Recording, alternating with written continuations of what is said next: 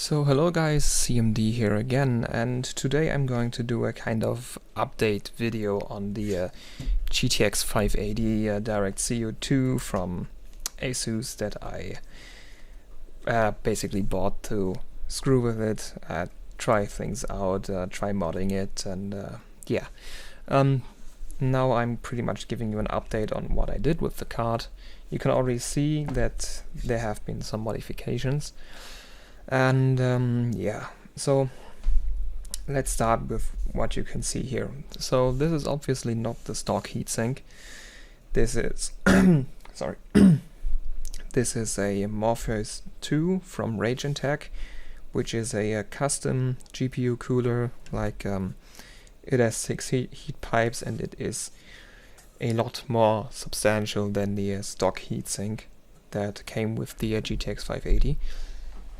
Which is this one here. So there's not only just all this extra space of fins that you get, it's also a lot thicker. So yeah, let me position it like this, so you can see the Morpheus 2 is a lot thicker, and yeah. Stock, this heatsink also fits two 120mm fans instead of the two 92mm fans that the stock heatsink fits, but I'm actually not using this heatsink with two 120mm fans, and the reason for that is pretty much that all my 120mm fans that I have free to play with are basically trash. They are all extremely cheap and extremely weak. So instead, I got a bit, yeah, I started thinking a bit, and I decided to use 140mm fans with this. Now obviously you can't mount them on the heatsink itself, which is why there are no fans on here. The card is currently completely passively cooled, which in idle actually works. Yeah, but because I test in a case and not on a test bench, I actually was able to use the case's PSU shroud to just put some fans on there. So I have the card sitting like this in a vertical mount, and then I just put two fans right here that blow against the heatsink, and that actually works quite well. And yeah. So with the stock heatsink, the load temps are, depending on how warm your room is, between 73 and 89 degrees. This here goes to an absolute max of about 75. So it's an improvement. It's not a big improvement because I think I already found the reason for this, but yeah, let's get into that a little bit later. So it's not really a big improvement, and yeah, I think that in terms of VRM temperatures and VRAM temperatures, because you can see this is not cooled, not even with the stock heatsink. These memory modules rely on solely the airflow from the fan over it to get cooled, which is still the case. So yeah, VRMs and VRAM I cannot, yeah, I tested just by touching them when the card was under load. They really get hot, especially the VRAM. It gets really hot. You can only put your finger on the heatsink for a few seconds, and then it's getting too hot. I actually don't know how hot these get with the stock cooler, but considering the fans that I use, I think it's going to be the same, because I'm using a two different fans actually. So for the left side of the heatsink, I'm using a Be Quiet Silent Rings Free, and then here I'm using a Corsair HD 140. So both are pretty powerful. I think the Be Quiet fan is more powerful than the Corsair one, which is why I put this one on here, because it has the VRM around it, which has no heatsink, while as the VRAM, which has no heatsink, while the VRM over here has a heatsink.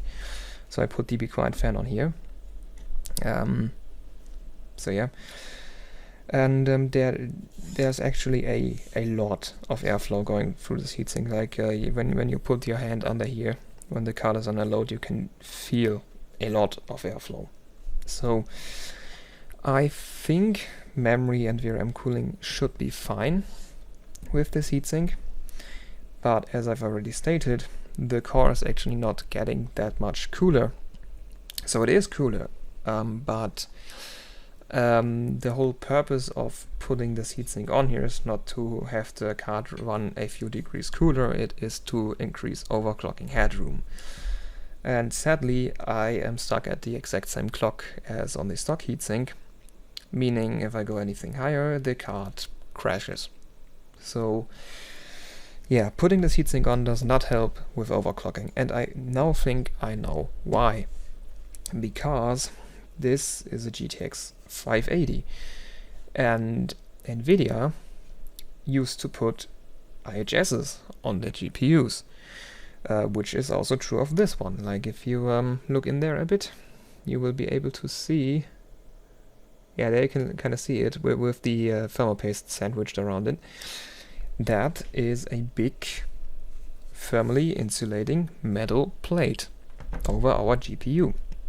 And I think to improve our temperatures further, so that I might actually gain a few extra clocks out of this card, I will have to delete it.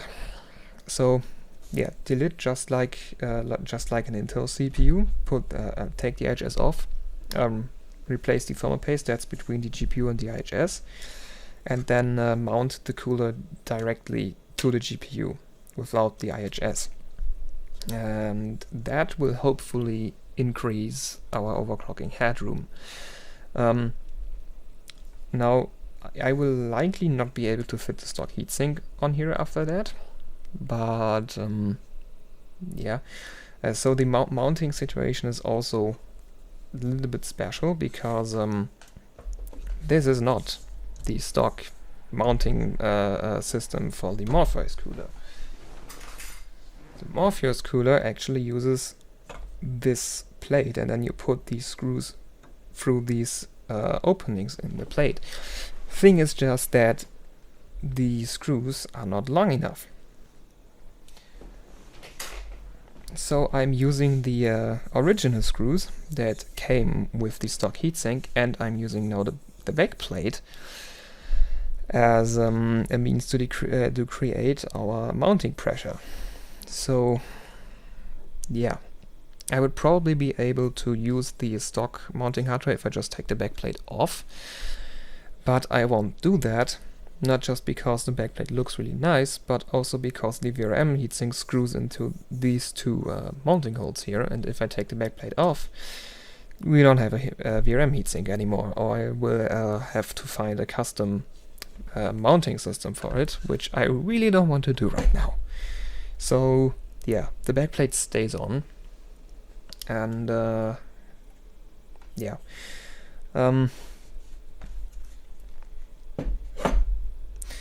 I also used different thermal pastes for the GPU, and it actually makes quite a difference on how you apply the thermal paste.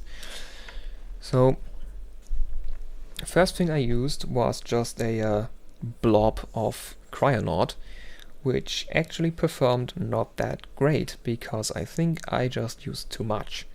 And there's too big of a layer of thermal paste between the heatsink and the GPU, so we lose thermal performance. Because remember, you want as thin of a layer of thermal paste as possible, because thermal paste actually is pretty bad at conducting heat in comparison to the metal that our heatsink is made of. So yeah, I remounted the heatsink, also the stock heatsink, a lot. And yeah, I used Cryonaut again once. I used the thermal paste from EK water blocks that they ship with their water blocks. I had some left over from my 2080 Ti block. I used that actually performed really good. And now I'm using my newly acquired Arctic MX4, which I kind of like because it's from all the firmware pastes that I've used, it's the most fluid one. So it's really easy to spread. You can you have not a bad time of making a really thin layer on the GPU, because, well, I'm one of the people that likes to pre-spread their firmware paste. I don't just put a blob on and then screw the heatsink on. I really like to pre-spread it on the whole IHS in this case, or the whole GPU, if we actually have a normal GPU. So yeah, I haven't tested this one yet, but yeah, I expect it to perform same as the EK stuff, or better even, because it's really a thin layer this time. And yeah, so that's pretty much it from what I already did with the card. Now let's talk about future plans. So future plans will involve capacitors and probably removing that backplate, which I really don't want to do, but for doing my first real hard mod on the card, I will sadly have to remove the backplate. I could just take a hacksaw and cut it right here, keep this part for the VRM heatsink, and then have everything free here to mod it, but I really don't want to break the backplate because I really like how it looks. So I'm probably going to yeah, just invent some crazy custom mounting mechanism for the VRM heatsink, and then I have all this free space on the back of the card, which I'm going to use for cap modding.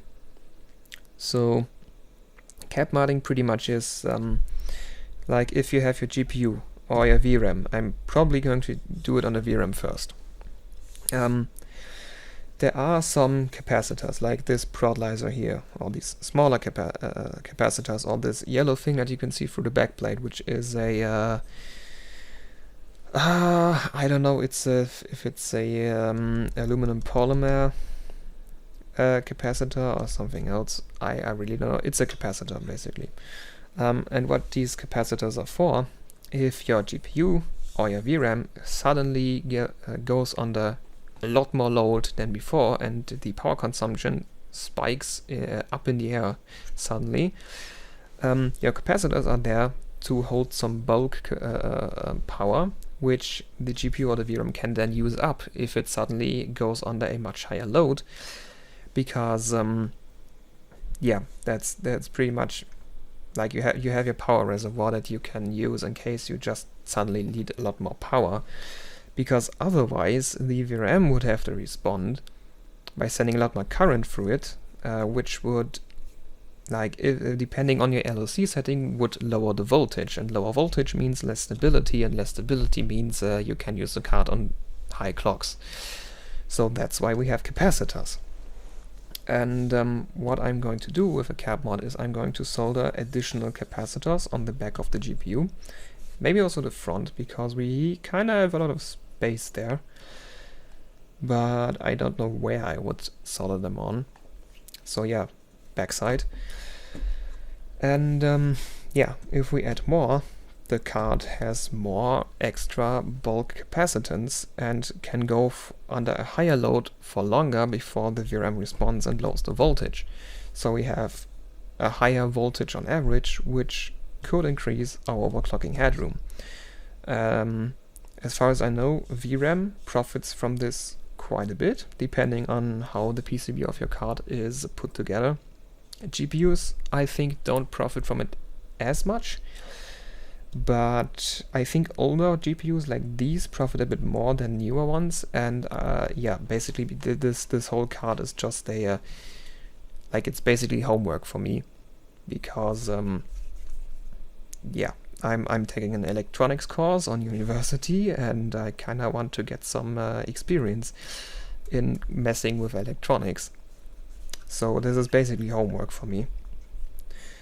And yeah, I also just want to get into hard modding. So I really like to the whole plan for this card one: get an old card from eBay that no one needs or wants anymore, and then crank everything on it to 11. Doesn't matter if I break it, it's just a cheap old card. And yeah, that's pretty much it there. So I don't really have to be that careful with the card. Like if it breaks, it's like I lose 40 euros and I learned something. Which 40 euros for learning something is actually not that much, depending on what you want to learn. So yeah, I think I'm going to bench this after making this video one more time with the MX4 thermal paste. And then I will pretty much have to wait until I have the supplies and yeah, pretty much until I get some capacitors that I can solder on, and I exactly know where to solder them on, because I don't know how the power traces are laid out on the back of the card yet. And one thing that I also would like to do, like I want to mod core voltage. So currently the GPU is fed 1.15 volts, and I want to increase that to at least 1.2 volts, because old GPUs scale with voltage. This is a pretty old GPU, so it does scale with voltage. And yeah, pretty much what I want with this higher voltage is I want to hit 1 gigahertz on the core. Currently it has a peak frequency of 945 megahertz, which is like it runs Firestrike, but basically everything else crashes. Then 940 runs pretty much everything, but not for a really long period of time. So if the card gets too hot, like if it reaches 80 degrees, 940 megahertz will also crash pretty much immediately. And then I have a pretty more conservative overclock of 925 megahertz, I think, which does run everything. It's just that 925 megahertz is it's 75 megahertz away from hitting 1 gigahertz, and 75 megahertz is it is quite a lot. So I don't really know if I'm going to be able to hit 1 gigahertz on this with this cooler anyways. So if I like ever get my hands on a sub-zero cooling pod and a bunch of dry ice, I don't think I'm going to go for LN2 yet, but dry ice would be doable, I think. Maybe on dry ice this will hit 1 gigahertz. I think it will actually pretty easily hit 1 gigahertz on dry ice, because it just does get so hot under load, even with this custom heatsink, which is said to have equal performance to an AIO. So yeah. Yeah. And coming back to the core voltage mod, I would really like to know like everything about the PWM controller on here, because the ASP0907, I think, which is rebranded by ASUS, I don't know what it is. It is either International Rectifier, because ASUS kinda uses them a lot, or it's from UPI Semiconductor, because a lot of other stuff on this card is also from UPI Semiconductor. And yeah, basically there is no public datasheet for this PWM controller, which means I don't know anything about it, meaning I don't know how to tell it to go to a higher voltage. So yeah, maybe I'm just gonna have to test. Voltages are set with resistors mostly, at least on newer NVIDIA cards. If it's the same on this, I just would have to find a resistor, then hook up a potentiometer to it, and then I can adjust core voltage on the fly. But yeah, I really don't know where to start doing this. So I would really like a datasheet for the PWM controller, but I don't think I'm going to get it. Which brings us to the alternative, which would be just BIOS modding the card.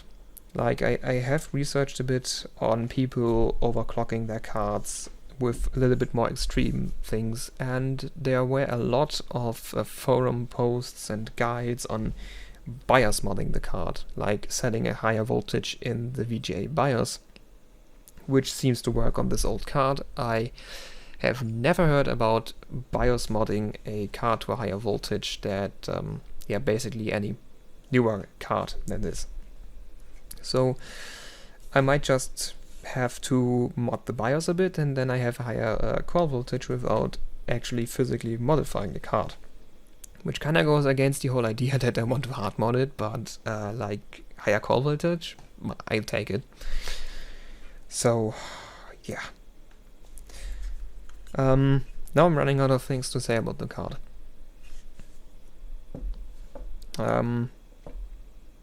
Yeah. So I think I'm gonna. Yeah, I don't really have anything more to say now. So I think I'm going to end the video here. So this is, yeah, this was a short update video on the overclocking progress on the GTX 580. And yeah, expect more of these in the future, depending on how fast I'm making progress on the card. It could take quite a while, actually. So yeah, maybe I'll do another update video where I give you exact performance metrics on how far I've gotten with the overclock yet, but I'm not doing that now. That would be a whole another video. So yeah, thank you all for watching. I hope you enjoyed watching this mess of a video, and yeah, until next time, bye.